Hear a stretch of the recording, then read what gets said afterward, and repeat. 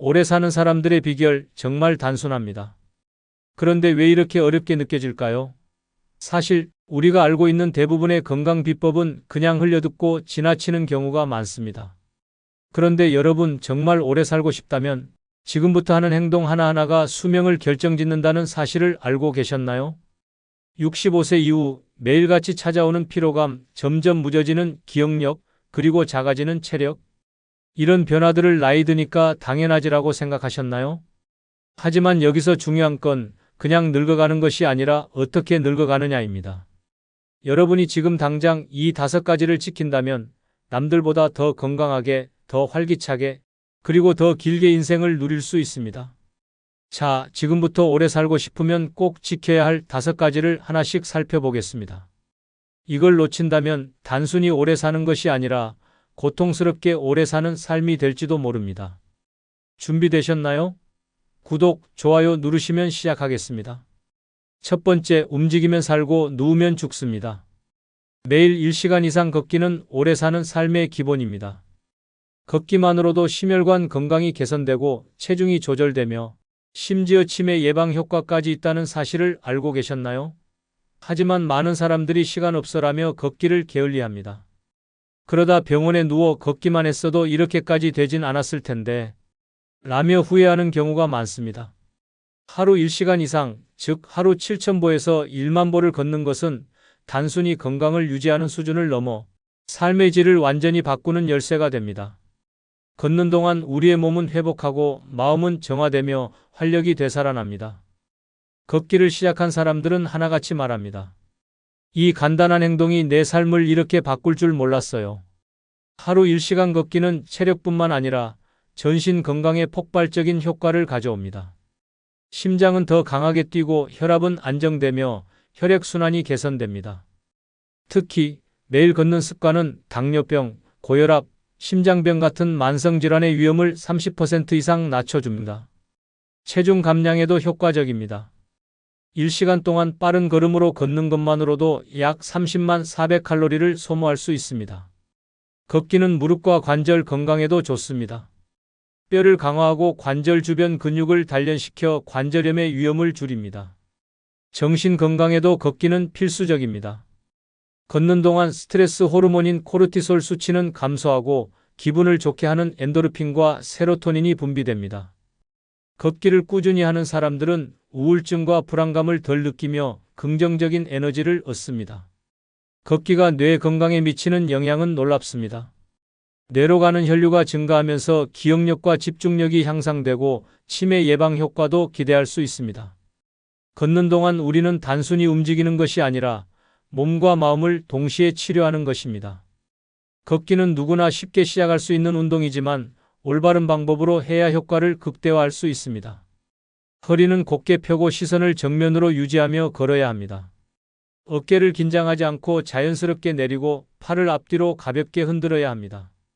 발 뒤꿈치가 먼저 땅에 닿고 발바닥 전체를 사용해 밀어내는 방식으로 걷는 것이 중요합니다. 걷는 속도는 조금 빠른 정도로 숨이 약간 찰 정도가 이상적입니다. 걷는 동안에는 깊고 규칙적인 호흡을 유지하며 몸에 산소를 충분히 공급해야 합니다.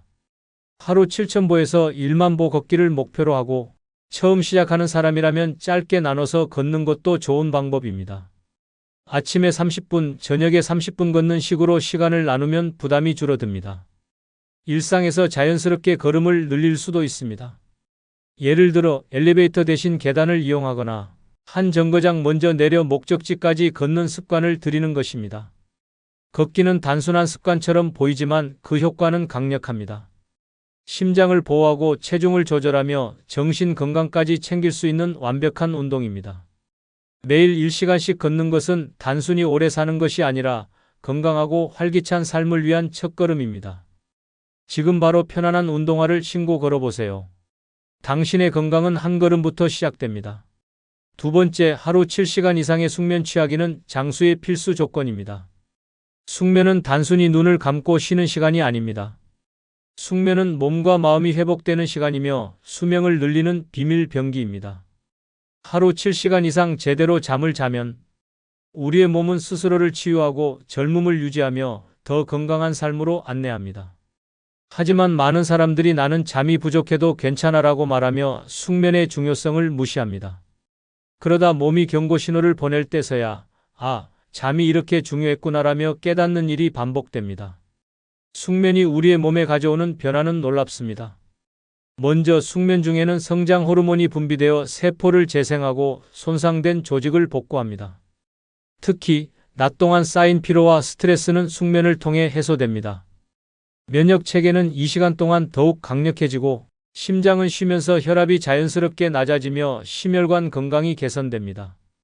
한 연구에 따르면 하루 7시간 이상 잠을 자는 사람은 6시간 이하로 자는 사람보다 심장병 발병률이 20% 이상 낮아진다고 합니다.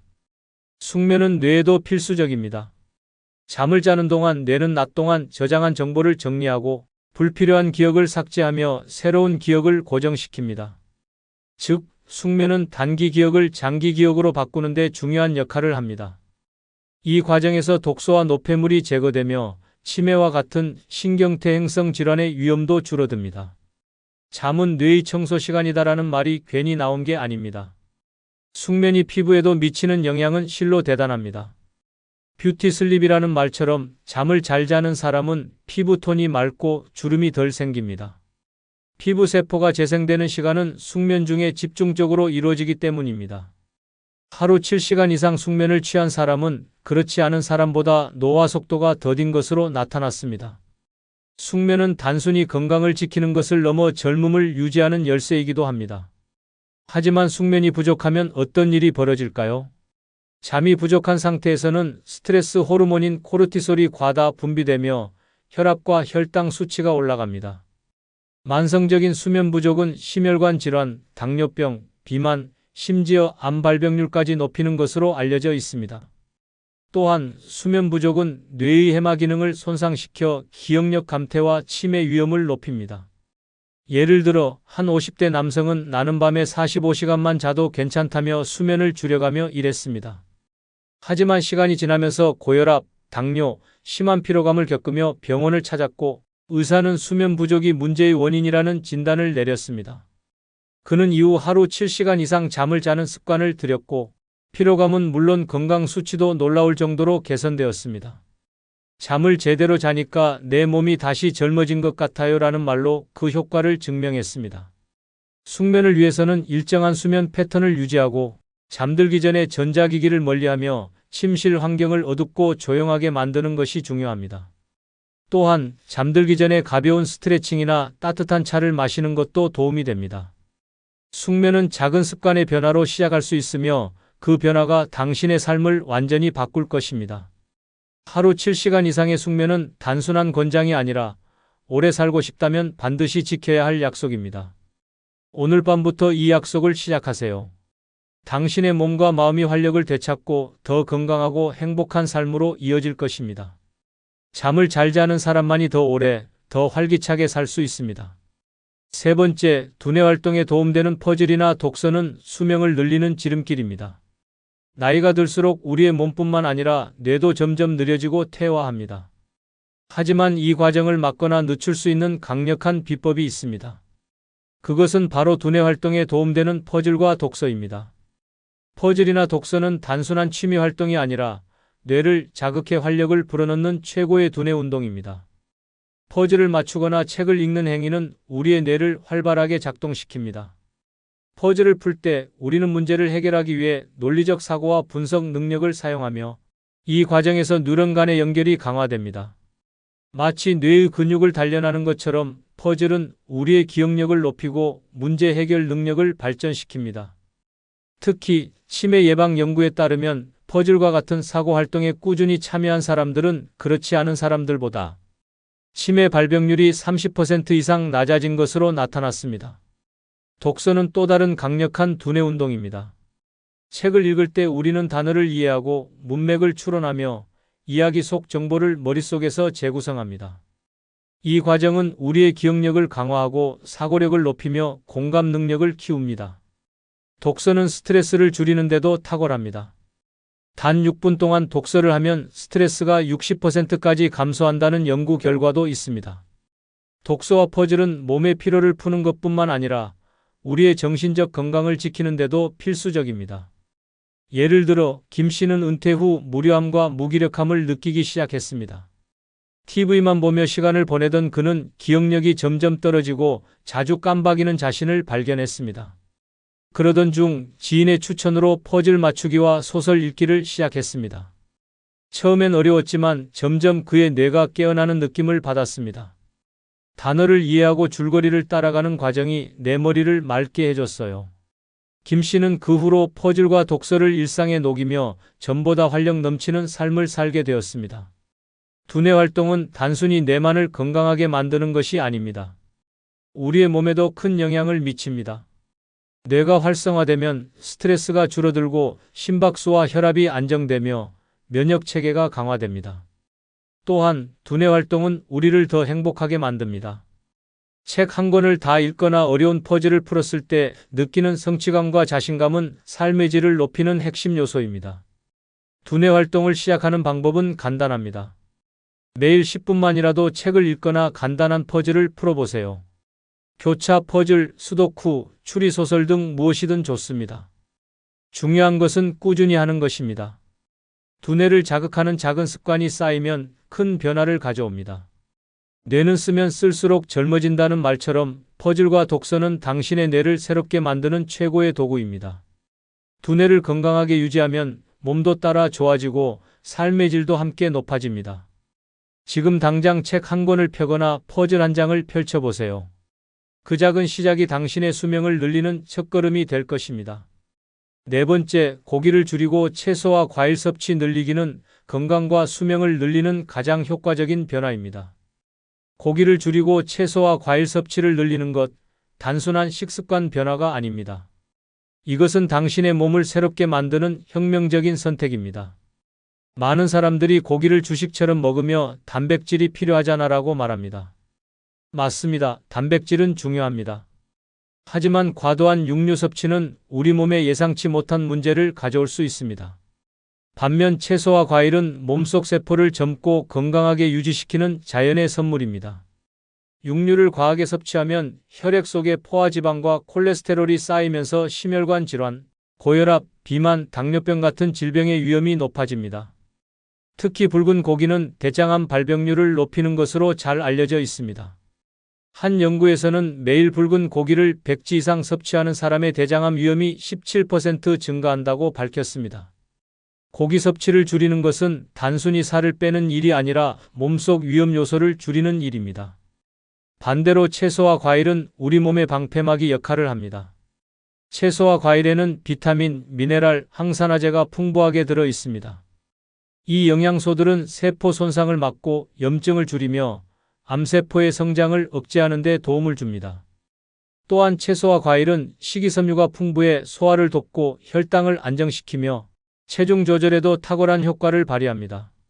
하루에 채소와 과일을 5회 이상 섭취하는 사람들은 심혈관 질환으로 사망할 위험이 30% 이상 낮아진다는 연구 결과도 있습니다. 예를 들어 50대의 박 씨는 평생 고기를 좋아하며 살았습니다. 삼겹살에 소주 한 잔은 그의 스트레스를 푸는 유일한 낙이었습니다. 그러나 건강검진에서 고혈압과 고지혈증 진단을 받으며 이대로 가면 심장마비가 올 수도 있다는 의사의 경고를 들었습니다. 박 씨는 그제야 식습관을 바꾸기로 결심하고 채소와 과일을 식단의 중심으로 두기 시작했습니다.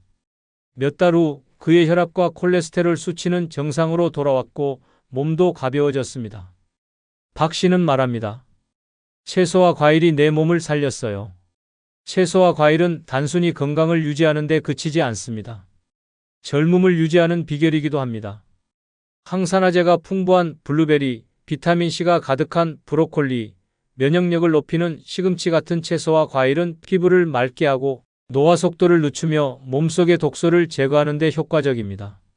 그렇다면 어떻게 시작해야 할까요? 하루에 한 끼만이라도 고기를 줄이고 채소 중심의 식사를 실천해 보세요.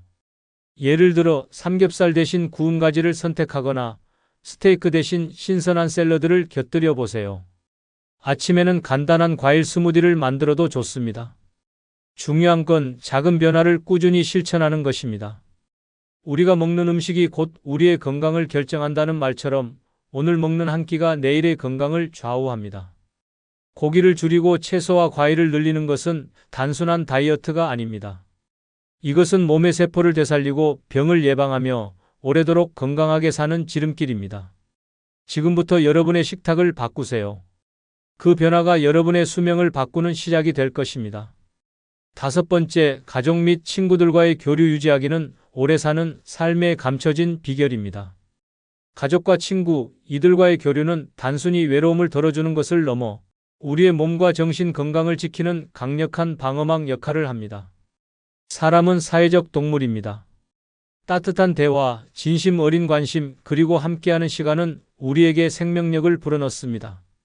이를 무시하고 고립된 삶을 선택한다면 건강과 행복은 물론 수명까지도 줄어들 수 있습니다. 가족과 친구들과의 교류는 스트레스 감소에 탁월한 효과가 있습니다. 연구에 따르면 정기적으로 가족이나 친구와 소통하는 사람들은 스트레스 호르몬인 코르티솔 수치가 낮아집니다. 스트레스는 고혈압, 심장병, 당뇨와 같은 만성 질환의 주요 원인입니다.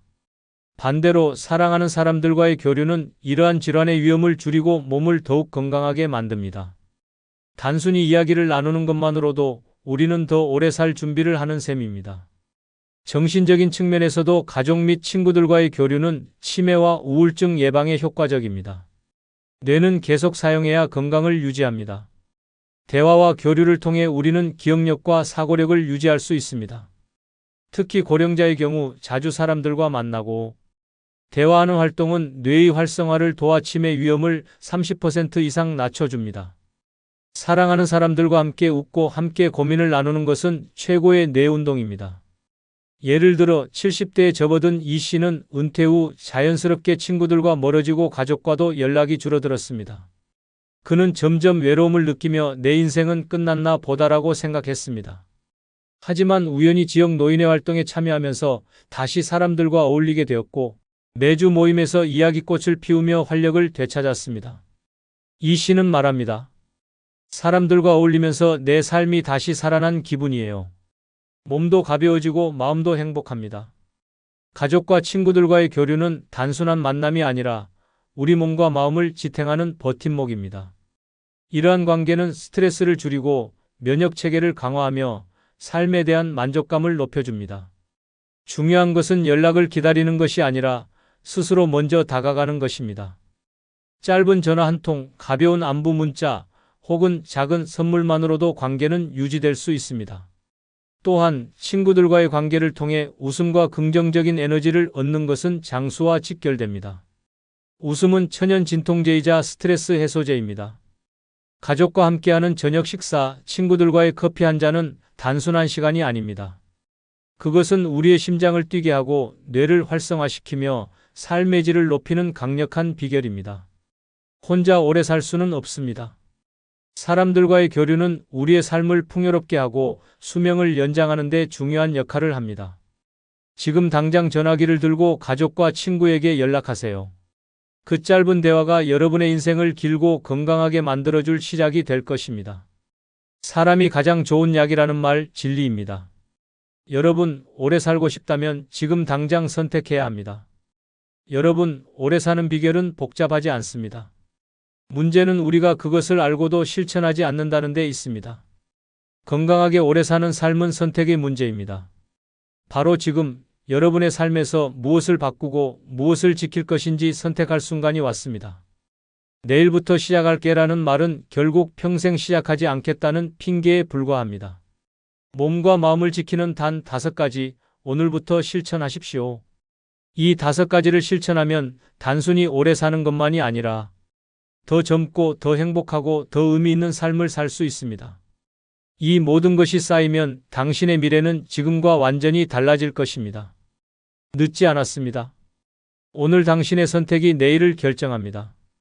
한 걸음씩 바꾸겠다는 그 다짐이 당신을 더 오래, 더 건강하게, 그리고 더 행복하게 만들어줄 것입니다. 미래의 당신이 지금의 당신에게 고맙다고 말할 날이 올 겁니다. 지금 시작하세요. 당신의 삶은 그럴 만한 가치가 있습니다. 마지막으로 좋아요와 구독 부탁드립니다. 감사합니다. 어차피 인생은 혼자다. 이 문장을 듣는 순간 어떤 기분이 드셨나요? 외롭다고 느껴지셨나요? 아니면 속이 시원했나요?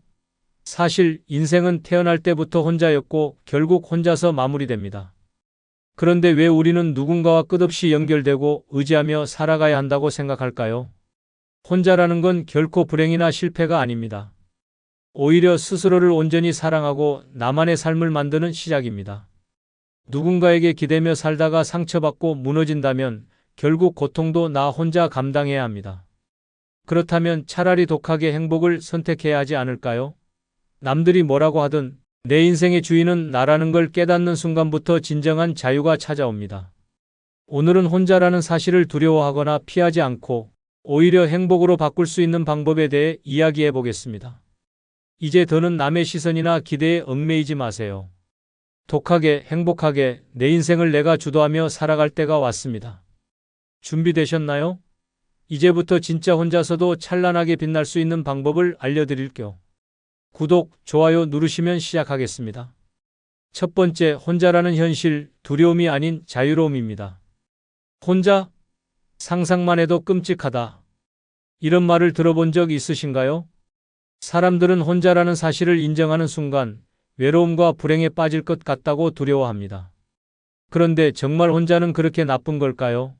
사실 혼자라는 것은 불행이 아니라 진정한 자유를 선물하는 삶의 방식입니다. 혼자는 더 이상 누군가의 눈치를 보지 않아도 되는 상태를 의미합니다. 식사 메뉴를 정할 때도 여행지를 선택할 때도 더 이상 타인의 기호를 맞출 필요가 없습니다. 당신이 가고 싶은 곳에 가고 먹고 싶은 것을 먹으며 누구의 간섭 없이 자신의 삶을 설계할 수 있습니다. 만약 타인의 기대에 얽매여 살아가는 삶이 얼마나 피곤한지 안다면 혼자의 자유가 얼마나 소중한지 깨닫게 될 것입니다. 예를 들어보겠습니다. 65세의 박 씨는 평생 가족과 동료들의 요구에 맞춰 살아왔습니다. 늘 누군가를 먼저 챙기고 자기 자신은 항상 뒷전이었습니다. 하지만 은퇴 후 혼자가 된 그는 처음으로 자신만의 삶을 시작했습니다. 아침엔 산책을 하고 오후엔 도서관에서 시간을 보내며 저녁엔 하고 싶었던 그림을 그리기 시작했습니다. 박 씨는 말합니다. 혼자가 되니 비로소 내 삶을 살고 있다는 느낌이 들어요. 혼자가 되는 것은 불안하기보다는 새로운 가능성을 열어줍니다. 이제는 내가 무엇을 원하고 어떤 삶을 살고 싶은지에 집중할 기회입니다. 혼자는 결핍이 아니라 온전히 나만의 공간과 시간을 가질 수 있는 기회입니다. 처음엔 낯설고 어색할지 몰라도 점점 그 자유로움에 매료되게 될 것입니다. 혼자라는 현실을 받아들이고 즐기기 시작하면 혼자 사는 삶이 이렇게 편할 줄이야라는 말이 절로 나올 것입니다. 물론 혼자가 되는 데에는 용기가 필요합니다. 타인의 인정과 사랑에 익숙해져 있다면 갑작스러운 고립은 두려울 수 있습니다. 하지만 중요한 것은 스스로를 사랑하는 법을 배우는 것입니다. 혼자가 되면 더 이상 외부의 칭찬이나 인정을 바라보지 않아도 됩니다. 당신은 이미 충분히 가치 있고 혼자서도 찬란하게 빛날 수 있는 존재입니다. 혼자는 우리의 삶에 새로운 질문을 던집니다. 내가 진정으로 원하는 것은 무엇일까? 그 답을 찾기 위해 혼자는 최고의 상태입니다. 더 이상 누구의 기준에 맞추지 않아도 되며 오직 나만의 속도로 나만의 방향으로 걸어가면 됩니다. 혼자라는 것은 두려움이 아니라 진정한 자유와 자립의 첫걸음입니다. 이제 혼자의 가치를 제대로 이해하고 이를 즐길 준비를 하세요. 어차피 인생은 혼자입니다. 하지만 혼자인 삶은 우리가 어떻게 선택하느냐에 따라 가장 큰 행복과 자유를 선사할 수 있습니다. 두려움을 떨쳐내고 혼자라는 사실을 긍정적으로 받아들이는 순간 당신은 진정으로 독립적인 삶을 시작하게 될 것입니다. 두 번째, 혼자 행복하게 사는 첫걸음은 아니요라고 말하는 연습입니다. 이 나이에 내가 뭘 더 할 수 있겠어? 그냥 아이들이 행복하면 됐지. 이런 말을 해본 적 있나요? 사람들은 남의 행복을 자신의 행복보다 우선시하며 살아갑니다. 특히 부모의 위치에서는 자식들의 삶이 곧 내 인생의 의미라고 생각하는 경우가 많습니다. 하지만 이런 태도는 결국 자기 자신을 잃어버리는 지름길입니다. 남의 기대에 맞추기 위해 사는 인생은 내 것이 아니라 타인의 것입니다. 65세의 김 여사는 늘 자식들의 요구에 맞춰 살아왔습니다. 그녀는 아들에게 엄마, 애 좀 봐줘요라는 부탁을 받을 때마다 할 일을 미뤄가며 손자를 돌보러 달려갔습니다. 딸에게는 엄마, 집안일 좀 도와줘라는 요청을 받으며 자신의 시간은 뒷전으로 밀렸습니다. 김 여사는 그렇게 자신이 할 수 있는 모든 것을 자식들에게 쏟아부었습니다. 그런데 어느 날 그녀는 심각한 허리 통증으로 병원을 찾았고 의사에게 이제 허리를 무리하게 쓰면 큰일 날 수 있습니다라는 경고를 들었습니다. 하지만 그녀의 자식들은 엄마 조금만 더 도와줘라며 그녀의 한계를 이해하지 못했습니다. 김 여사는 깨달았습니다. 내가 나를 지키지 않으면 아무도 나를 지켜주지 않는다. 그녀는 남의 기대에 맞추느라 스스로를 소모했던 과거를 뒤로하고 자신을 위한 삶을 선택하기로 결심했습니다. 남의 기대에 의존하지 않고 자신의 행복을 찾는 것은 쉽지 않습니다. 세상은 끊임없이 당신에게 요구합니다. 자식들은 부모가 자신을 위해 희생하는 것을 당연하게 여기고 주변 사람들은 당신이 자신의 기대에 맞춰주기를 바랍니다. 하지만 이 모든 것을 수용하다 보면 당신의 삶은 점점 사라지고 남는 것은 피로와 공허함 뿐입니다. 남의 기대를 내려놓는 첫걸음은 아니오라고 말하는 연습입니다. 누군가 당신에게 무리한 부탁을 할 때 그 요구가 나의 행복을 해친다면 단호하게 거절해야 합니다. 이것은 이기적인 태도가 아닙니다. 오히려 당신을 소중히 여기는 가장 기본적인 방법입니다. 자신만의 행복을 찾는 것은 작은 일부터 시작할 수 있습니다. 당신이 좋아하는 취미를 되찾아 보세요.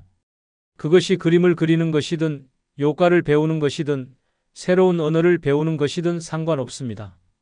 중요한 것은 이 모든 것이 나를 위해 선택한 것이어야 한다는 점입니다. 또한 자신에게 진짜 필요한 것들을 적어보는 것도 좋은 방법입니다.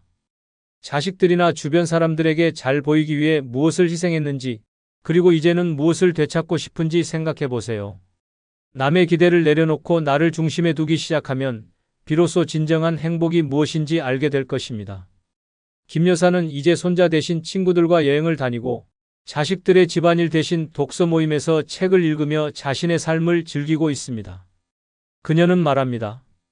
나를 위해 살기 시작하니 자식들도 결국 더 건강하고 행복한 엄마를 보게 되었어요. 남의 기대에 의존하는 삶에서 벗어나 스스로의 행복을 주도하세요. 이제 당신이 진정으로 원하는 삶을 만들어야 할 때입니다. 타인의 시선과 요구는 내려놓고 당신 자신에게 가장 먼저 충실하세요. 그것이 바로 행복으로 가는 지름길입니다. 세 번째, 경제적 독립이 가장 큰 자유입니다. 혼자로 살아가는데 가장 중요한 것은 바로 경제적 독립입니다. 돈이 없다면 아무리 혼자의 삶을 추구하고 싶어도 현실적으로 불가능합니다. 경제적 독립은 단순히 생활비를 마련하는 것을 넘어 나의 삶을 스스로 통제할 수 있는 힘을 의미합니다. 내가 벌어서 내가 쓴다는 단순한 원칙이지만 이는 혼자의 삶에서 가장 강력한 자유를 보장합니다. 65세의 이 여사는 은퇴 후 처음엔 연금으로 생활하며 마음의 여유를 느꼈습니다. 하지만 매달 늘어나는 병원비와 생활비에 점점 압박감을 느끼기 시작했습니다. 딸에게 조금만 돈을 빌려줄 수 있겠니? 라고 물었을 때 돌아온 대답은 차갑기만 했습니다.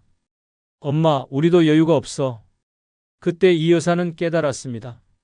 내가 나를 지키지 않으면 아무도 지켜주지 않는다는 사실을. 혼자의 경제적 독립을 이루기 위해서는 철저한 관리와 현명한 소비 습관이 필수적입니다. 먼저 매달 고정비용과 변동비용을 꼼꼼히 파악해야 합니다. 어떤 지출이 꼭 필요한지, 어떤 부분에서 절약할 수 있는지 분석하는 것이 첫걸음입니다. 또한 필요 이상의 소비를 줄이고 소소한 즐거움을 찾는 것도 중요합니다. 예를 들어 비싼 외식을 줄이고 집에서 직접 요리하는 습관을 들이는 것은 건강과 경제를 모두 챙기는 좋은 방법입니다. 경제적 독립은 수입과 지출의 균형을 유지하는 것뿐만 아니라 자신의 돈을 스스로 관리하는 능력을 기르는 데서 시작됩니다. 돈이 있어야 마음이 편하다는 말처럼 경제적으로 안정되어야 비로소 혼자의 삶에서 진정한 자유를 느낄 수 있습니다. 혼자라도 자신을 돌볼 수 있는 경제적 여유를 확보한다면 그 어떤 상황에서도 흔들리지 않는 자신감을 가질 수 있습니다. 혼자 살아가면서 경제적 독립은 단순한 목표가 아니라 반드시 지켜야 할 삶의 기본 원칙입니다. 지금부터라도 스스로의 재정을 책임지는 습관을 들이세요. 돈에 휘둘리지 않고 나의 삶을 자유롭게 주도할 때 진정한 행복을 누릴 수 있습니다. 경제적 독립은 가장 큰 자유입니다. 네 번째, 인간관계 꼭 필요한 사람만 남겨라입니다. 혼자 살아가는 삶에서 가장 큰 걸림돌은 과도한 인간관계입니다. 사람들과의 관계가 삶에 활력을 준다고 하지만 그 관계가 독이 되기도 합니다. 필요 없는 관계는 단호하게 끊어내야 합니다. 남의 기대에 부응하기 위해 나를 희생하며 살아가다 보면 결국 정작 중요한 사람은 떠나고 피곤한 관계만 남게 됩니다. 65세의 김 씨는 평생을 좋은 사람으로 살았습니다. 친구의 부탁을 거절하지 못하고 이웃의 요청에 늘 시간을 내줬습니다. 그렇게 남들에게 친절하게 대하며 많은 사람과 관계를 유지했지만 정작 김 씨가 병원에 입원했을 때 찾아오는 사람은 없었습니다. 매번 고마워요, 김 씨라며 부탁하던 사람들은 김 씨가 도움을 요청하자 나도 바빠서 라며 연락을 끊어버렸습니다. 그때 김 씨는 깨달았습니다. 나를 진심으로 아껴주는 사람은 몇 명 없으며 그들과의 관계만 남기는 것이 중요하다는 사실을. 사회적 관계를 정리하는 데 가장 중요한 기준은 나에게 진정으로 도움이 되는 사람인가입니다. 꼭 필요한 사람은 나를 아끼고 내가 힘들 때 진심으로 손을 내밀어주는 사람들입니다. 반대로 나를 이용하거나 피곤하게 만드는 사람은 단호하게 선을 그어야 합니다. 관계를 정리하는 것은 죄책감을 느낄 필요가 없습니다. 내 시간이 소중하고 내 에너지가 고갈되지 않도록 하는 것은 스스로를 보호하는 일입니다. 누군가와의 관계가 나에게 스트레스와 피로를 준다면 그 관계는 이미 당신의 삶에 부정적인 영향을 미치고 있는 것입니다. 가장 이상적인 사회적 관계는 소수정예입니다. 많은 사람과 친분을 유지하려 애쓰지 말고 정말로 의미 있는 사람들과 깊이 있는 관계를 유지하세요. 이웃 한 명과 따뜻한 차 한 잔을 나누는 것이 수십 명의 피상적인 인간관계보다 훨씬 더 값진 시간일 수 있습니다. 혼자 살아가며 관계를 정리하는 일은 결코 이기적인 행동이 아닙니다. 오히려 당신이 남은 삶을 더 풍요롭게 살기 위한 선택입니다. 사람들과의 연결을 완전히 끊으라는 이야기가 아닙니다. 단지 나의 시간을 더 소중히 여기고 정말로 가치 있는 사람들에게만 투자하라는 뜻입니다. 필요 없는 관계를 정리하고 진정으로 소중한 사람들과의 교류를 시작하세요. 그 관계는 당신에게 위로와 행복을 줄 것입니다. 당신의 삶에 더 이상 불필요한 에너지를 낭비하지 마세요. 이제는 관계도 가볍게 꼭 필요한 사람만 남기는 것이 현명한 선택입니다. 5번째, 스스로 삶의 중심이 되라입니다. 혼자 산다는 것은 외로움에 짓눌려 살아야 한다는 뜻이 아닙니다. 오히려 혼자라는 상황을 어떻게 받아들이고 활용하느냐에 따라 외로움은 자유로움으로 바뀔 수 있습니다. 외로움은 우리가 스스로를 돌보지 않을 때 찾아오는 감정일 뿐입니다. 혼자여도 외롭지 않은 삶을 만드는 비결은 스스로의 삶을 풍요롭게 채우는 데 있습니다. 65세의 박 씨는 배우자와 사별한 후 혼자가 되었습니다. 처음엔 텅 빈 집에서 쏟아지는 고요함이 견디기 힘들었습니다. TV 소리로 허전함을 채우고 친구들에게 전화를 걸어 끊임없이 대화를 이어갔습니다. 하지만 시간이 지나도 외로움은 사라지지 않았습니다. 그러던 어느 날 박 씨는 우연히 지역 문화센터에서 그림 수업을 듣게 되었고 그날 이후 인생이 완전히 달라졌습니다. 내 손으로 뭔가를 만들어낸다는 기쁨을 알게 되니 외로움 따위는 생각할 틈도 없더군요. 박 씨는 외롭지 않은 삶을 만드는 법이 결국 스스로를 바쁘게 하고 열정적으로 살아가는 데 있다는 것을 깨달았습니다. 혼자일수록 나만의 시간을 활용해 삶의 질을 높이는 것이 중요합니다. 혼자 있는 시간을 낭비하지 말고 자신이 정말로 하고 싶었던 일에 몰두해 보세요.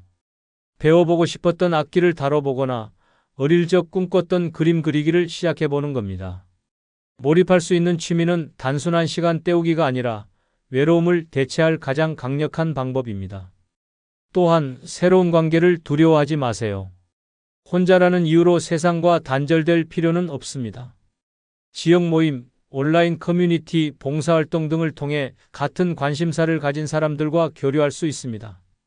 특히 나이가 들어 새로운 관계를 맺는 것은 자신감을 높여주고 삶의 생기를 불어넣는 중요한 기회입니다. 가장 중요한 것은 혼자라는 것을 부정적으로 보지 않는 태도입니다. 혼자라는 상태를 두려움이 아니라 기회로 바라보세요. 주변 환경을 꾸미는 것도 좋은 방법입니다. 집안에 꽃을 장식하고 밝고 따뜻한 조명으로 공간을 꾸미면 혼자 있는 시간이 훨씬 즐거워집니다. 내가 머무는 공간을 사랑하고 그곳에서 편안함을 느끼는 것이야말로 외로움을 없애는 시작입니다. 혼자 산다는 것은 나만의 시간을 가질 수 있다는 뜻입니다. 혼자서도 충분히 즐겁고 만족스러운 삶을 살아갈 수 있습니다. 외롭지 않은 삶은 누군가가 만들어주는 것이 아니라 스스로 삶의 중심이 되는 선택에서 시작됩니다. 이제 혼자의 시간을 풍요롭게 채우며 외로움에서 벗어나 진정한 자유를 느껴보세요. 혼자지만 결코 외롭지 않은 삶을 만들 수 있는 열쇠는 바로 당신 손에 있습니다. 6번째, 삶을 풍요롭게 채워라입니다. 혼자 사는 삶이 꼭 쓸쓸하고 빈곤하다는 고정관념은 이제 버려야 합니다. 혼자여도 얼마든지 여유롭고 풍요로운 삶을 살 수 있습니다. 그 비결은 돈이나 화려한 환경이 아닙니다. 내가 가진 것을 어떻게 활용하느냐, 그리고 스스로를 어떻게 대접하느냐에 달려 있습니다. 혼자서도 여유롭고 풍요롭게 사는 기술은 삶의 작은 선택에서 시작됩니다. 65세의 최 씨는 배우자와 자녀를 떠나보내고 홀로 남게 되었습니다. 처음에는 이제 내 삶도 끝났다는 생각에 한숨만 쉬었지만 하루는 문득 이런 생각이 들었습니다. 왜 난 혼자라고 해서 행복할 수 없을까? 그날 이후 그는 자신만의 여유로운 일상을 만들기 시작했습니다. 매일 아침 차 한 잔을 마시며 신문을 읽고 한 달에 한 번은 근교로 여행을 떠났습니다. 그는 말합니다. 혼자여도 나를 대접하고 내가 원하는 삶을 살겠다는 결심이 모든 걸 바꿨습니다. 혼자서도 풍요롭게 살기 위해 가장 먼저 해야 할 일은 나 자신을 위한 시간과 공간을 만드는 것입니다. 집안 한 구석이라도 내가 좋아하는 물건으로 꾸며보고 나만의 휴식 공간을 만들어 보세요. 커피 한 잔을 마시며 음악을 듣는 시간조차도 여유와 풍요를 느끼게 하는 순간이 될 수 있습니다. 또한 작은 사치를 허락하세요. 비싼 물건이 아니더라도 좋아하는 꽃 한 송이나 맛있는 디저트처럼 나를 위한 작은 선물을 준비해 보세요. 나는 혼자니까 이 정도는 사치일 거야 라는 생각은 버리세요.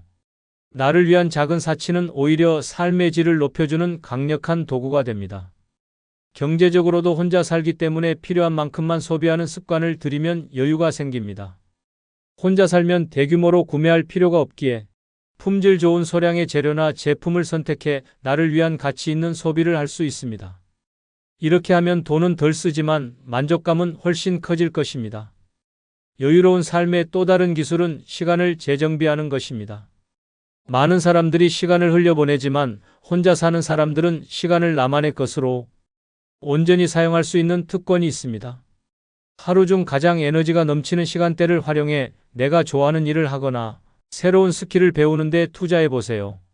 시간은 당신이 어떻게 활용하느냐에 따라 풍요를 만들어냅니다. 마지막으로 풍요로운 삶은 물질적인 것이 아니라 마음에서 시작됩니다. 내 삶을 소중히 여기는 태도와 작은 것에 감사할 줄 아는 마음이 진정한 풍요를 만듭니다. 주변의 시선이나 기대에 얽매이지 않고 나만의 삶을 존중하며 살아가는 것. 그것이 혼자서도 풍요롭고 여유로운 삶의 핵심입니다. 혼자 산다고 해서 단조로운 삶을 살 필요는 없습니다. 오히려 혼자일수록 나만의 선택으로 삶을 풍요롭게 가꿀 기회가 더 많습니다. 내가 내 삶의 주인이다라는 마음으로 오늘부터 여유롭고 찬란한 삶을 만들어 보세요. 혼자의 시간은 곧 당신만의 특별한 무대입니다. 7번째, 당신이 인생의 주인입니다. 혼자라는 사실이 슬픔과 고독을 의미한다고 생각한다면 그것은 혼자의 진짜 가치를 아직 모르는 겁니다. 혼자라는 것은 자유의 또 다른 이름이고 내가 내 삶을 마음껏 설계할 수 있는 최고의 기회입니다. 혼자이기에 더 찬란한 인생이 가능하다는 사실을 깨닫는 순간 당신은 인생의 주인이 됩니다. 65세의 김 여사는 자녀들을 모두 독립시키고 배우자와 사별한 뒤 한동안 집안에서 텅 빈 시간을 보내곤 했습니다. 처음엔 외로움에 몸서리치며 누군가가 곁에 있어야만 안심할 수 있다고 믿었습니다. 하지만 우연히 그녀는 이웃 주민들이 운영하는 플리마켓에 참가하면서 큰 깨달음을 얻었습니다. 내가 혼자라고 해서 아무것도 할 수 없는 건 아니구나. 오히려 혼자라서 내가 원하는 것을 마음껏 해볼 수 있구나. 그날 이후 김 여사는 그녀만의 사업 아이디어를 실행에 옮겼고 지금은 자신이 직접 만든 공예품을 판매하며 경제적, 정신적 자유를 동시에 누리고 있습니다. 혼자이기에 찬란한 인생은 다른 사람의 기대에서 벗어나 내 삶을 내가 원하는 대로 디자인할 수 있다는 데서 시작됩니다. 누군가의 간섭 없이 내가 하고 싶은 일을 계획하고 그 과정에서 즐거움과 성취를 느낄 수 있습니다. 혼자라는 사실을 비관적으로 보지 않고 나만의 목표와 열정을 키워가는 시간으로 삼는다면 인생은 오히려 더 빛나게 됩니다. 또한 혼자는 자기 자신에게 집중할 수 있는 최고의 기회입니다.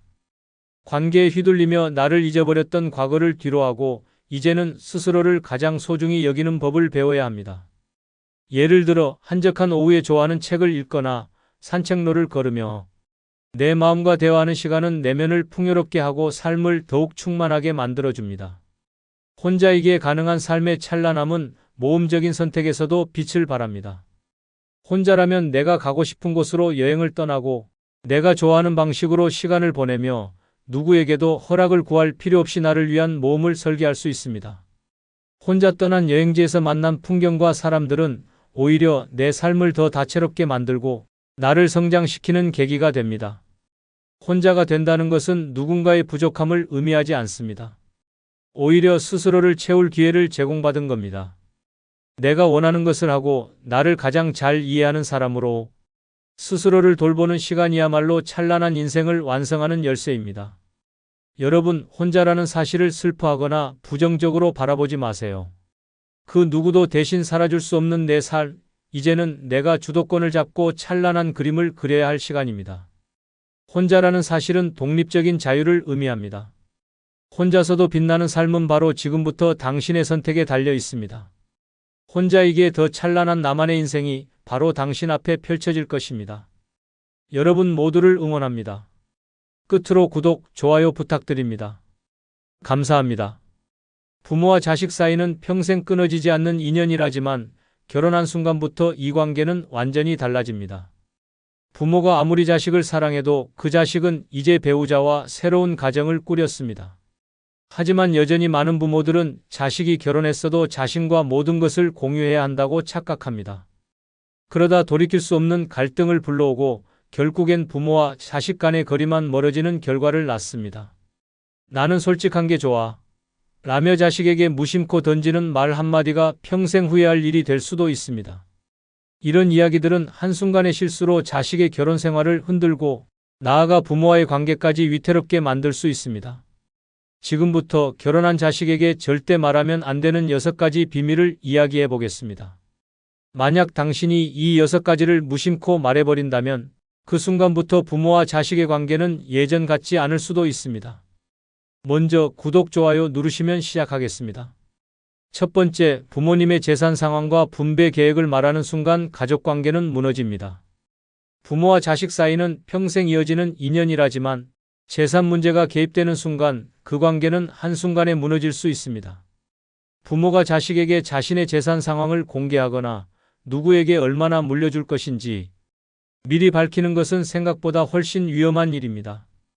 아무리 가까운 가족이라도 돈이 오가는 순간 갈등이 싹트고 형제 사이에 분란이 생기며 결국 부모와 자식 간의 관계까지 망가질 수 있습니다. 어머니와 단둘이 살던 68세 박 씨는 딸에게 평생 자신을 돌봐준 대가로 아파트를 넘겨주겠다고 말했습니다.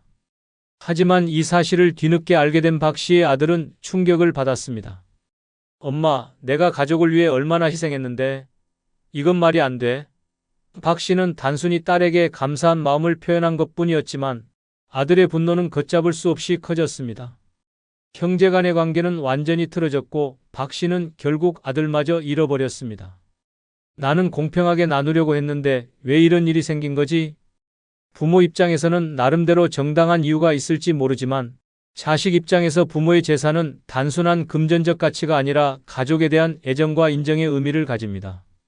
따라서 부모가 자식에게 재산 계획을 미리 이야기하는 순간 그 자식은 자신의 위치를 평가하게 되고 다른 형제들과 비교하며 불만을 갖기 시작합니다. 또한 부모의 재산이 자식 부부에게 알려지면 예상치 못한 문제가 발생할 수도 있습니다. 며느리나 사위가 부모님의 재산을 탐내기 시작하거나 자식이 어차피 나중에 받을 거니까 미리 좀 써도 되겠지라는 생각으로 돈을 허투루 쓰기 시작합니다. 더 나아가 자식이 경제적으로 어려워지면 부모에게 미리 상속해달라는 요청을 할 수도 있습니다. 결혼한 자식에게 부모의 재산 계획을 공개하는 순간 부모 자신이 오히려 불안한 노후를 맞이할 가능성이 커집니다. 그렇다면 어떻게 해야 할까요? 부모의 재산은 부모가 원하는 대로 관리하고 절대 자식들에게 미리 알리지 않는 것이 중요합니다.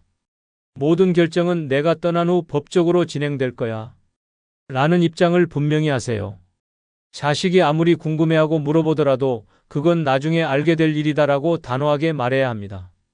가족이 돈 때문에 갈라지는 비극을 막고 싶다면 재산 계획은 끝까지 부모만의 비밀로 간직하세요. 죽는 순간까지 말하지 않는 것이 자식들을 위한 가장 현명한 선택일 수 있습니다. 돈보다 소중한 것은 가족이라는 사실을 잊지 마세요. 두 번째, 배우자의 집안 배경이나 경제력 비교하는 한마디가 가정을 파탄냅니다. 부모 입장에서 자식의 배우자는 가족이 될 사람이니 완벽한 조건을 갖춘 사람이길 바라는 마음은 이해할 수 있습니다. 하지만 부모가 결혼한 자식에게 너 배우자 집안은 도대체 뭐 하는 집이냐? 우리 집이 더 나은데 너희는 왜 이렇게 힘들게 사냐? 같은 말을 한순간 자식의 결혼 생활은 서서히 균열이 가기 시작합니다. 70세의 이 씨는 아들을 금지옥이업 키우며 좋은 대학을 졸업시키고 안정적인 직장을 잡게 했습니다. 문제는 며느리의 집안이 이 씨의 기대에 한참 못 미쳤다는 것이었습니다. 이 씨는 늘 아들에게 이런 말을 했습니다. 우리 집은 넉넉한데 내 처가 쪽은 뭐 하나 도와주는 것도 없냐? 내가 처가집까지 챙길 필요가 있냐? 사위된 사람은 장인 장모 챙긴다는데 너희는 정반대네. 이 말을 들은 아들은 처음엔 대수롭지 않게 넘겼지만 시간이 지나며 점점 불만이 쌓였습니다. 부모가 한 말이 머릿속을 떠나지 않았고 결국 며느리에게 화를 내기 시작했습니다. 너희 부모님은 도와주지도 않는데 왜 우리 부모님만 이렇게 신경 써야 하냐? 며느리는 처음엔 참았지만 결국 폭발했습니다. 우리 부모님이 돈이 없어서 그렇지, 그럼 우리가 너희 부모님한테 손 벌리면 되겠어? 이후 아들 부부의 갈등은 걷잡을 수 없이 커졌고 결국 이 씨의 한마디가 결혼 생활을 파탄으로 몰고 가는 불씨가 되었습니다. 배우자의 집안 배경을 비교하는 순간 자식 부부 사이에는 보이지 않는 벽이 생깁니다. 부모의 경제력과 배우자의 집안 배경이 다르다고 해서 꼭 문제가 되는 것은 아닙니다. 하지만 부모가 자식에게 너희 배우자 집안은 왜 이 모양이냐? 라는 태도를 보이는 순간 부부간 신뢰가 흔들리고 서로를 원망하는 계기가 됩니다. 또한 부모가 배우자의 경제력을 비교하면 자식은 은연중에 그 영향을 받습니다. 부부 사이에 없던 갈등이 생기고 부모가 비교하는 말을 계속 들은 자식은 배우자에게 불만을 가지기 시작합니다. 처음에는 우리 집이 좀 더 잘 살긴 하지 정도의 생각이었다가 나중에는 결혼할 때 더 신중할 거리라는 후회로 이어질 수도 있습니다. 그렇다면 부모로서 자식의 배우자 집안과 경제력이 마음에 들지 않을 때 어떻게 해야 할까요? 답은 간단합니다. 비교할 필요가 없다는 것입니다. 결혼은 재산을 비교해서 하는 것이 아닙니다. 자식이 선택한 사람과 행복하게 사는 것이 가장 중요합니다. 배우자의 집안이 경제적으로 부족할 수 있습니다. 하지만 그것이 자식의 결혼 생활을 좌우하는 요소는 아닙니다. 부모가 자식의 배우자 집안을 깎아내릴수록 그 결혼 생활은 점점 불행해집니다. 자식은 부모와 배우자 사이에서 갈등하고 결국 부모와의 관계도 멀어질 수 있습니다. 결혼한 자식에게 배우자의 집안과 경제력에 대한 말은 절대 하지 마세요. 그 말 한마디가 가족을 갈라놓을 수도 있습니다. 부모가 정말 자식을 위하고 싶다면 배우자의 집안과 경제력이 아니라 그들이 함께 행복하게 사는 것에 초점을 맞춰야 합니다. 돈은 없어도 함께 행복할 수 있지만 부모의 말 한마디가 그 행복을 산산조각 낼 수도 있습니다. 그러니 하늘이 무너져도 배우자의 집안과 경제력을 비교하는 말은 절대 하지 마세요. 세 번째, 이혼을 권유하거나 만류하는 한마디가 자식의 인생을 망칩니다. 부모로서 자식이 불행한 결혼 생활을 하고 있다면 가만히 보고만 있을 수 없습니다. 반대로 사소한 다툼에도 자식이 이혼을 고려한다면 이혼은 절대 안 된다. 라고 말하고 싶어질 것입니다. 하지만 이혼을 권유하는 것도 반대로 무조건 이혼하지 말라고 하는 것도 부모가 결코 해서는 안 되는 발언입니다. 70세의 정 씨는 딸이 결혼한 지 5년 만에 찾아와 이렇게 말하는 것을 들었습니다. 엄마, 나 더 이상 못 살겠어. 도대체 이 결혼을 왜 했나 싶어? 정 씨는 충격을 받았습니다. 평소 사이가 좋아 보였던 사위였는데 딸이 이런 고민을 하고 있을 줄은 꿈에도 몰랐습니다.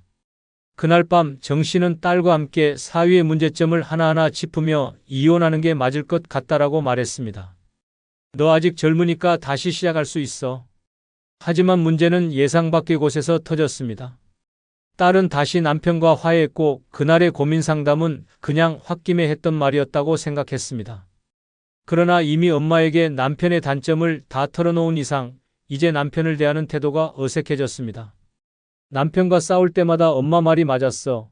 이 결혼은 잘못된 거였어 라는 생각이 떠올랐고 결국 딸은 관계를 회복하지 못했습니다. 이혼을 결심한 것도 아닌데 엄마가 먼저 등을 떠밀어버린 꼴이었습니다. 반대로 결혼 생활이 지옥 같다고 하소연하는 자식에게 이혼은 절대 하면 안 된다라고 말하는 경우도 있습니다. 부모 세대는 이혼을 수치스럽게 여기는 경우가 많아 그래도 참고 살아야 한다라고 조언하는 일이 많습니다. 하지만 이 또한 자식의 인생을 망치는 말입니다. 실제로 68세의 박 씨는 결혼 생활이 힘들다고 상담하는 아들에게 아무리 힘들어도 참고 살아야 한다. 결혼은 그런 거다. 라고 조언했습니다. 하지만 몇 년 후 아들은 심각한 우울증을 겪었고 결국 뒤늦게 이혼을 했지만 그때는 이미 건강과 정신적인 안정 모두 잃어버린 상태였습니다. 차라리 부모님이 그때 나를 응원해줬다면 난 덜 고통스러웠을 텐데 이혼이든 결혼 유지든 그 선택은 부모가 아닌 자식이 해야 합니다. 부모가 자식의 결혼 문제에 지나치게 개입하면 결국 자식은 자기 선택을 하지 못한 채 부모의 결정에 휘둘리게 됩니다. 그리고 시간이 지나 후회할 일이 생겼을 때 결국 그 책임을 부모에게 돌리게 됩니다. 그렇다면 부모는 어떻게 해야 할까요?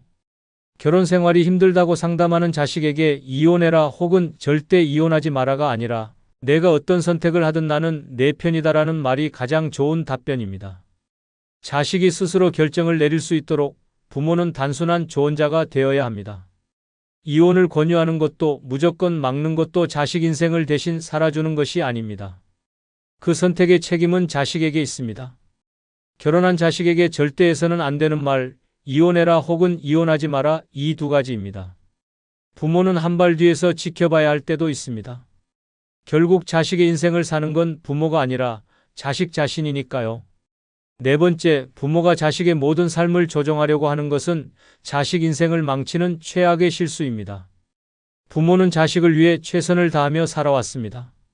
태어나서부터 성장하는 순간까지 부모의 손길이 닿지 않은 곳이 없을 정도로 모든 걸 챙겨줬습니다. 하지만 결혼한 자식에게까지 인생의 모든 결정을 부모가 내려야 한다고 착각하는 순간 자식의 삶은 부모의 소유물이 되어버립니다. 그리고 그 순간부터 부모와 자식의 관계는 서서히 무너져 내리기 시작합니다. 70세의 김 씨는 평생 자식을 위해 헌신하며 살아왔습니다. 아들이 결혼을 하자 김 씨는 이제 며느리까지 가족이 되었으니 이제 자신의 의견이 아들 부부의 삶에도 영향을 미치는 것이 당연하다고 생각했습니다. 김 씨는 아들이 어디에서 집을 사야 하는지, 아이를 언제 가져야 하는지, 심지어 가족 여행까지 부모의 허락을 받고 가야 한다고 생각했습니다. 며느리가 이번 추석은 친정에서 보내려고 합니다. 라고 했을 때 김 씨는 충격을 받았습니다.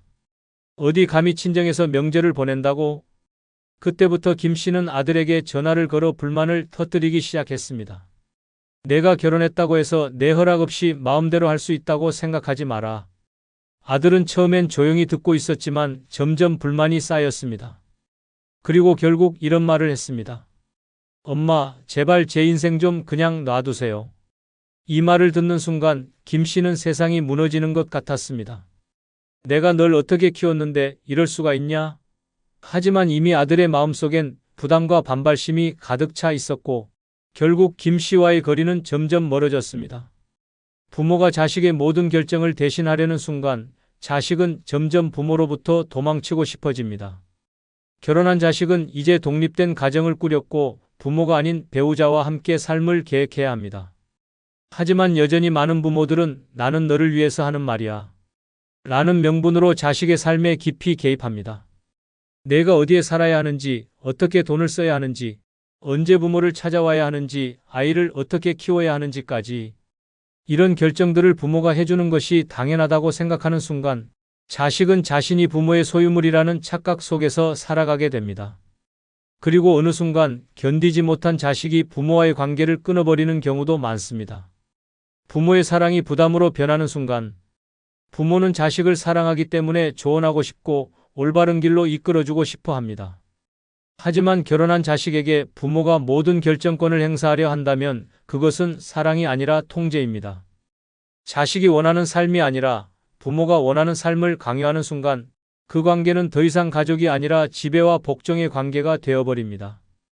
결혼한 자식에게 부모가 해야 할 가장 중요한 역할은 지켜보는 것, 그리고 기다려주는 것입니다. 나는 언제나 내 편이야. 하지만 내 인생은 내가 결정해야 해. 이 말 한마디가 부모와 자식의 관계를 지키는 가장 중요한 열쇠입니다. 부모의 역할은 자식의 인생을 대신 살아주는 것이 아니라 자식이 행복한 삶을 스스로 선택할 수 있도록 믿어주는 것입니다. 자식을 사랑한다면 그들의 삶을 조종하려 하지 말고 그들이 자신의 길을 갈 수 있도록 조용히 응원해 주세요. 그것이 부모가 결혼한 자식에게 해줄 수 있는 가장 큰 사랑입니다. 5번째, 결혼 후에도 자식이 부모. 집안의 대소사를 책임져야 한다는 요구는 자식의 가정을 파괴하는 폭탄입니다. 부모와 자식의 관계는 평생 이어집니다. 하지만 자식이 결혼했다면 이제 그 관계는 바뀌어야 합니다. 부모의 대소사에 자식이 당연히 모든 걸 챙겨야 한다고 생각하는 순간 자식의 가정은 균열이 생기고 부부 사이는 서서히 멀어지기 시작합니다. 70세의 박 씨는 장남에게 평생을 기대며 살아왔습니다. 아들이 결혼한 후에도 박 씨는 모든 가족 행사를 아들에게 맡겼습니다. 명절 준비부터 제사, 친척 경조사까지 아들이 부모를 챙기는 건 당연한 일이라 여겼습니다. 어느 날 며느리가 조심스럽게 말했다. 아버님, 이번에는 저희 일정이 있어서 가족 행사에 참석하기 어려울 것 같아요. 하지만 박 씨는 단호했습니다. 그건 내 일정이야. 우리 가족 행사가 우선이지. 그런 건 나중에 해. 며느리는 더 이상 말하지 않았지만 그날 밤 아들과 심하게 다퉜습니다. 당신 부모님 일이라면 우리는 무조건 다 맞춰야 해. 나한테도 내 가족이 있어. 아들은 한숨을 쉬며 말했다. 우리 집은 원래 이런 문화야. 난 장남이고 부모님을 모셔야 해. 그 순간 며느리는 깨달았습니다. 이 결혼에서 그녀는 우선순위가 아니라는 것. 부모의 대소사에 자식이 신경 쓰는 것은 물론 중요합니다. 하지만 자식이 결혼한 순간 최우선은 자신의 가정이 되어야 합니다. 부모가 여전히 자식을 집안의 중심에 두고 모든 책임을 떠넘긴다면 그 가정은 절대 온전할 수 없습니다. 특히 장남이니까 당연히 해야지. 넌 우리 집의 기둥이야. 같은 말들은 자식의 가정을 흔드는 가장 위험한 말들입니다. 부모가 자식에게 요구하는 순간 자식은 부모와 배우자 사이에서 갈등하기 시작하고 결국 배우자가 소외되며 부부관계에 금이 가게 됩니다. 그렇다면 부모는 어떻게 해야 할까요? 자식이 결혼한 순간 부모의 대소사는 자식의 도움이 아니라 배려로 받아들여야 합니다. 자식이 도울 수 있으면 돕는 것이고 사정이 안 되면 괜찮다. 내 가정이 우선이다. 라고 말할 수 있어야 합니다. 부모가 이렇게 한 발 물러설 때 오히려 자식은 더 적극적으로 부모를 챙기게 됩니다. 부모는 언제나 자식이 결혼 후에도 본가를 중심으로 움직이길 바라지만 그럴수록 자식은 부모와 멀어지게 됩니다. 결혼한 자식에게는 부모의 집안보다 자신의 가정이 먼저라는 사실을 인정해야 합니다. 자식을 붙잡으려고 하면 할수록 자식은 멀어질 뿐입니다. 정말 자식을 위한다면 이제는 부모의 대소사를 스스로 챙기고 자식의 가정을 지켜주는 지혜가 필요합니다. 그것이 부모와 자식이 평생 좋은 관계를 유지하는 길입니다. 6번째, 자식이 자주 찾아오지 않는 것에 대한 불평 한마디가 자식을 멀어지게 만듭니다. 부모는 자식이 결혼한 후에도 예전처럼 자주 찾아와 주길 바랍니다. 결혼했다고 부모는 뒷전이야? 요즘 얼굴 보기가 힘들다. 내가 어릴 때는 그렇게 부모한테 매달리더니 이제는 남편 아내한테만 매달리네. 이런 말이 입에서 절로 나오는 것이 부모의 마음입니다. 하지만 이 한마디가 자식이 부모를 찾지 않게 만드는 결정적인 원인이 될 수도 있습니다. 왜 안 오냐? 는 말이 결국 오지 마라는 말이 된다. 68세의 최 씨는 아들에게 한 달에 한 번은 꼭 집에 들르라고 말했습니다. 하지만 며느리는 직장도 다니고 아이까지 돌봐야 하니 시간이 나지 않았습니다.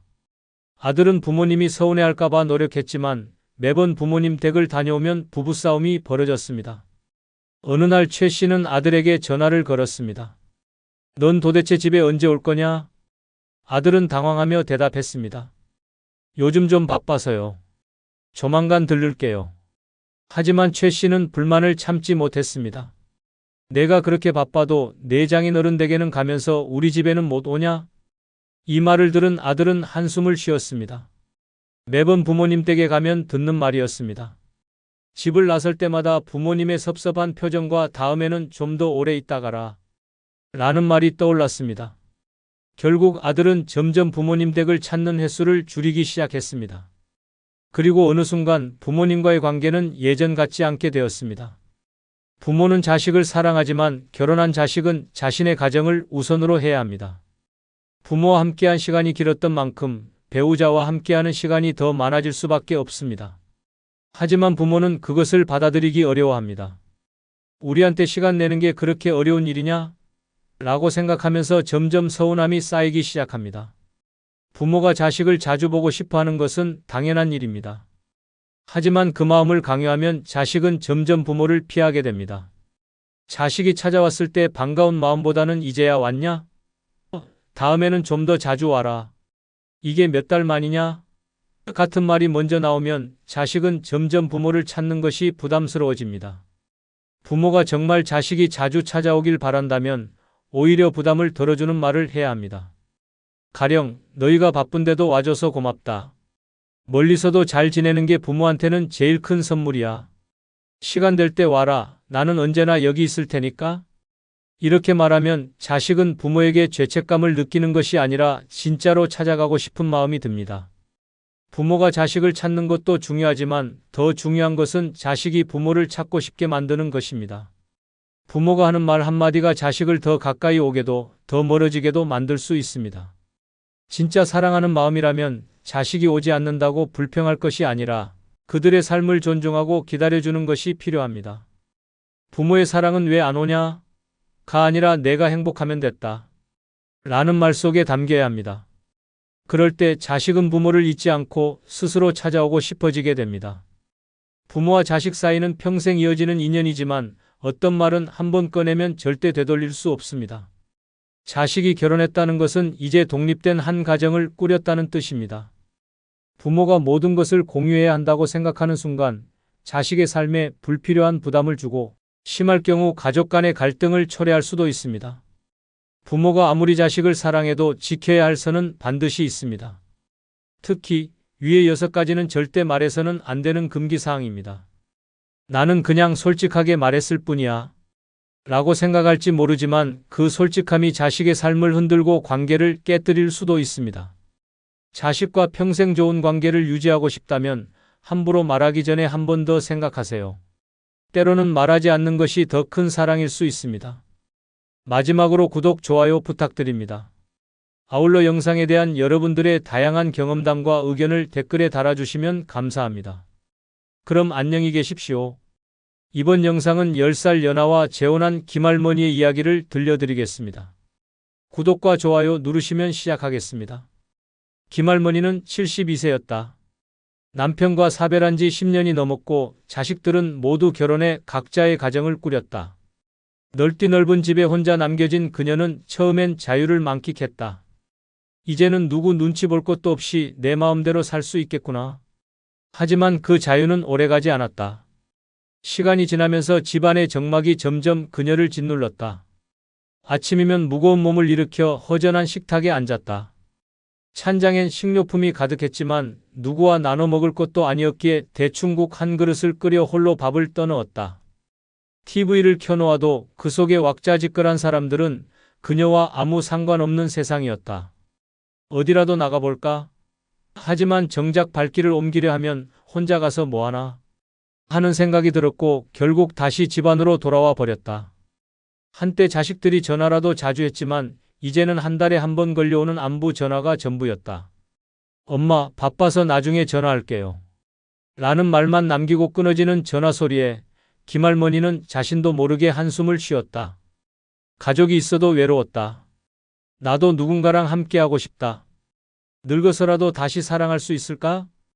김할머니는 혼자 사는 시간이 길어질수록 점점 더 외로움을 느꼈다. 텅 빈 집에서 하루를 보내는 것이 너무 힘들어지자 그녀는 무언가 변화를 주기로 마음먹었다. 그래, 집에만 틀어박혀 있으면 뭐가 달라지겠어? 그렇게 해서 찾은 곳이 구청에서 운영하는 평생학습센터였다. 처음에는 망설였다. 내 나이에 새로운 걸 배운다고 뭐가 달라질까? 하지만 막상 가보니 분위기가 나쁘지 않았다. 다양한 연령대의 사람들이 모여 배우고 서로 이야기를 나누는 모습이 활기찼다. 무엇보다도 악기를 배우는 과정이 있어 그녀의 눈길을 끌었다. 예전부터 음악을 좋아했지만 한 번도 제대로 배워본 적이 없었다. 그렇게 김할머니는 우쿨렐레 과정을 신청했다. 강좌 첫날 낯선 공간에서 어색하게 앉아있던 그녀에게 한 남자가 먼저 말을 걸었다. 안녕하세요. 저도 오늘 처음 왔어요. 목소리는 부드러웠고 미소가 따뜻했다.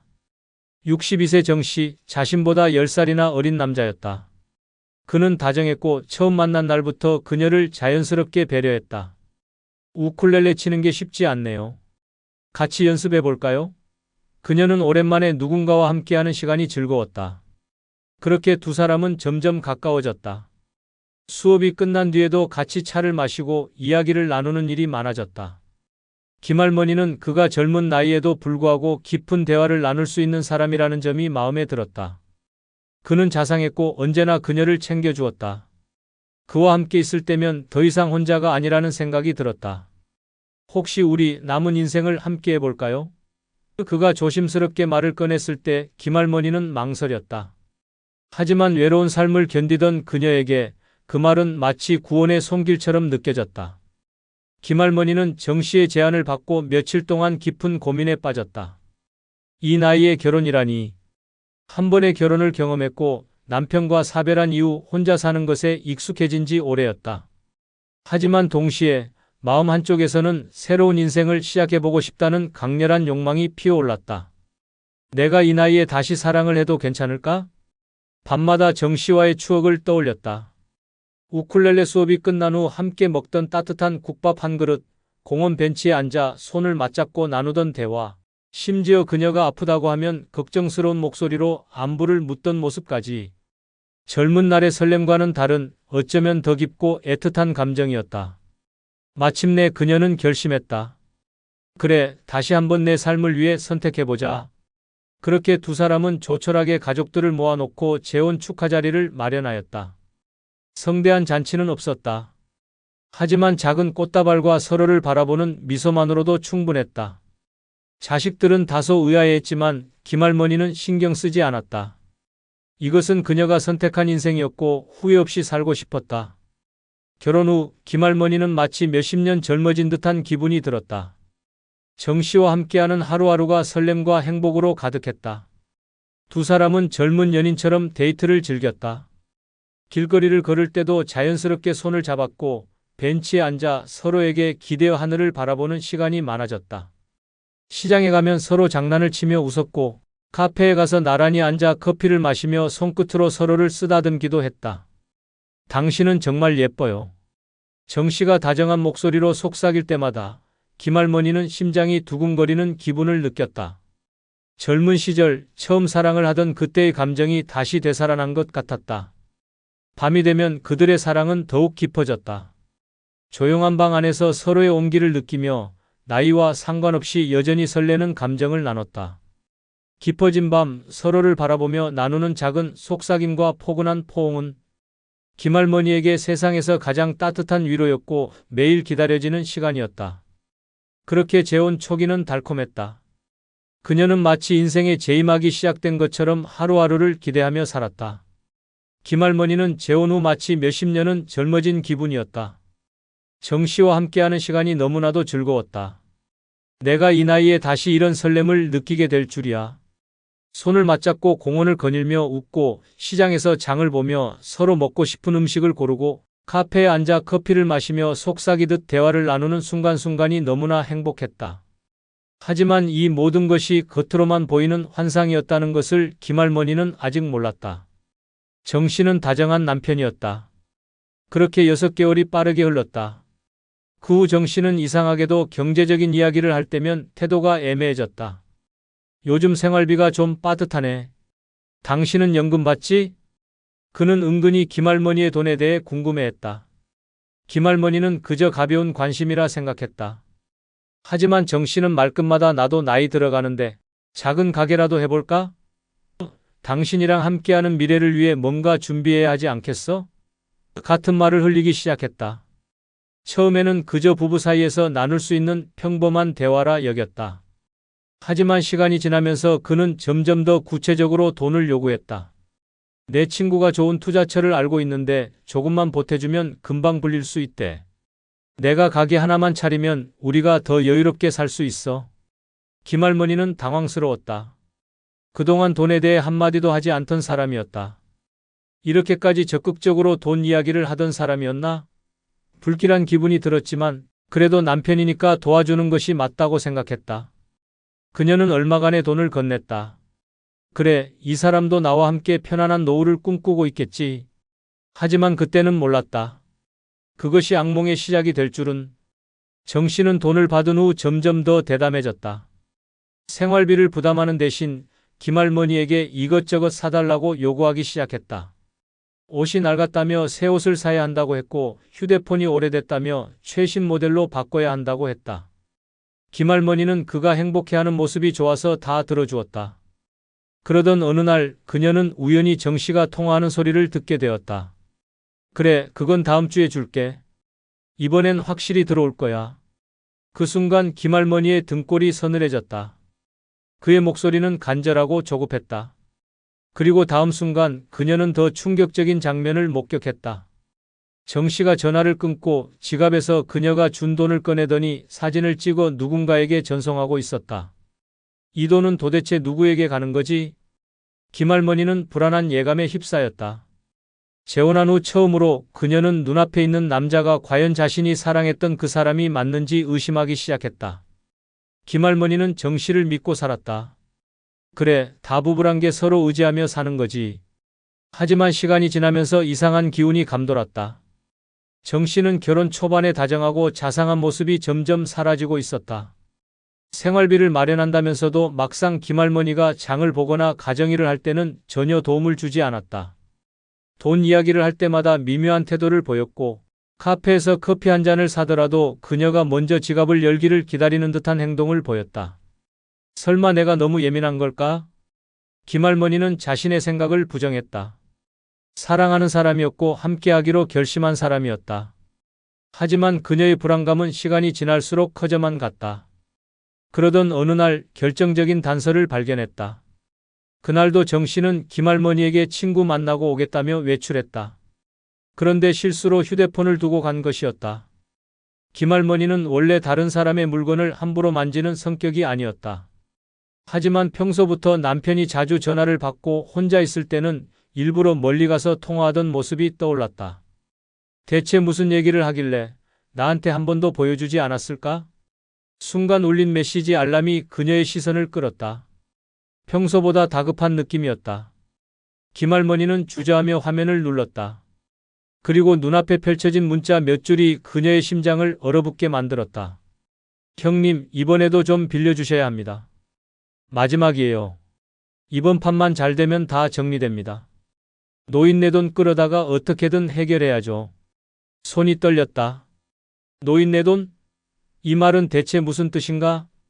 김할머니는 혹시나 하는 마음에 정 씨가 두고 간 지갑을 열어보았다. 그리고 숨이 턱 막혔다.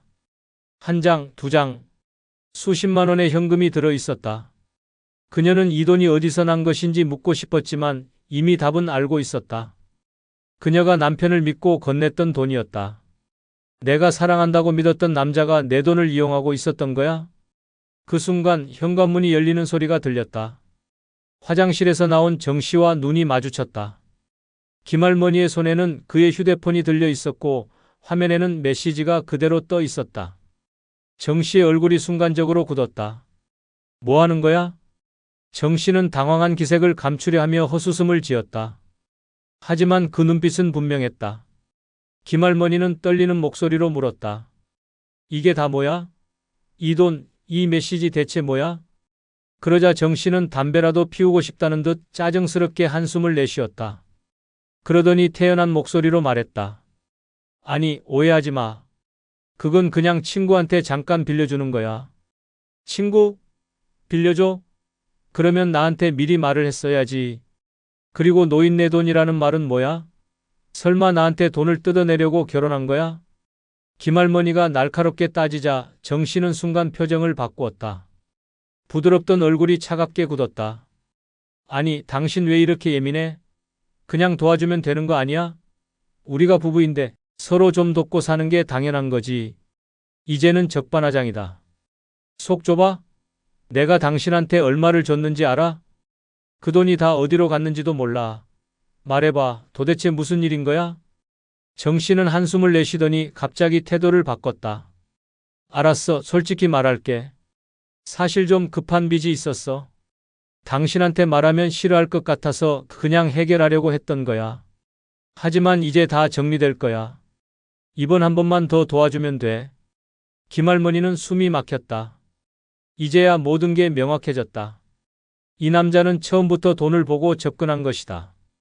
사랑은커녕 자신을 이용하고 있었던 것이다. 정 씨는 그녀가 말을 하지 않자 조용히 그녀의 손을 잡으려 했다. 우리 이렇게 싸우지 말자. 당신이 나 사랑하잖아. 우리 잘 살아보자. 그 순간 김할머니는 깨달았다. 이 모든 게 거짓이라는 것을. 그녀는 이제 선택해야 했다. 이 남자에게 모든 것을 빼앗길 것인지 아니면 지금이라도 벗어날 것인지. 그러나 그녀는 아직 결정을 내리지 못했다. 지금껏 함께해온 시간과 사랑이 단순한 착각이었을까? 그녀는 헷갈렸다. 하지만 더 이상 믿을 수 없다는 불길한 예감이 강하게 밀려왔다. 김할머니는 아무 말도 하지 못한 채 멍하니 앉아 있었다. 손끝이 저려왔고 머릿속은 복잡하게 얽혔다. 이게 다 거짓이었다고? 정 씨는 그런 그녀의 모습을 보며 슬쩍 다가왔다. 여전히 온화한 얼굴을 유지하려 애쓰는 듯 했지만 그 눈빛은 서늘했다. 당신 나를 그렇게까지 믿지 못해? 그가 부드럽게 손을 잡았다. 김할머니는 본능적으로 손을 뿌리쳤다. 믿으라고? 당신이 내 돈을 몰래 빼돌리고 친구한테 노인네 돈 끌어온다고 말하는 걸 보고도? 정 씨는 한숨을 쉬며 머리를 긁적였다. 그러더니 낮고 나른한 목소리로 말했다. 그래, 오해할 만한 일이었어. 하지만 난 당신을 속이려고 했던 게 아니야. 그냥 좀 어려운 일이 있어서 그랬어. 당신도 알잖아. 요즘 살기 얼마나 힘든지. 그리고 우리 부부잖아. 부부끼리는 도와주면서 살아야 하는 거 아니야? 부부라는 단어가 그녀의 가슴을 찔렀다. 맞다. 부부였다. 함께 살아가겠다고 약속한 사이였다. 하지만 그 약속은 믿음과 신뢰 위에 세워지는 것이지 속임수와 빚더미 위에 쌓아 올리는 것이 아니었다. 처음부터 돈이 목적이었지? 김할머니의 목소리는 낮았지만 단호했다. 정 씨는 갑자기 인상을 찌푸렸다. 더 이상 다정한 표정을 유지하지 않았다. 그게 뭐가 문제야? 당신이 돈이 없으면 내가 결혼했을 것 같아? 당신도 마찬가지잖아. 젊은 남자랑 살고 싶어서 결혼한 거 아니야? 그 말에 김할머니는 숨이 턱 막혔다. 뭐라고? 내가 처음부터 모를 줄 알았어? 당신도 외롭고 젊은 남편이 옆에 있으면 좋을 것 같아서 결혼한 거잖아. 결국 서로 필요해서 한 거지 무슨 순수한 사랑 같은 소리야? 그제야 김할머니는 모든 것이 무너지는 기분이 들었다. 그는 처음부터 그녀를 사랑하지 않았다. 김할머니가 10살 연상이든 말든 상관없었다. 단 하나, 그녀가 가진 돈이 중요했을 뿐이었다. 그날 이후 김할머니는 밤잠을 이루지 못했다. 옆에서 자는 정 씨의 얼굴을 바라보며 생각했다. 이 사람을 믿을 수 있을까? 나는 이 결혼을 유지할 수 있을까?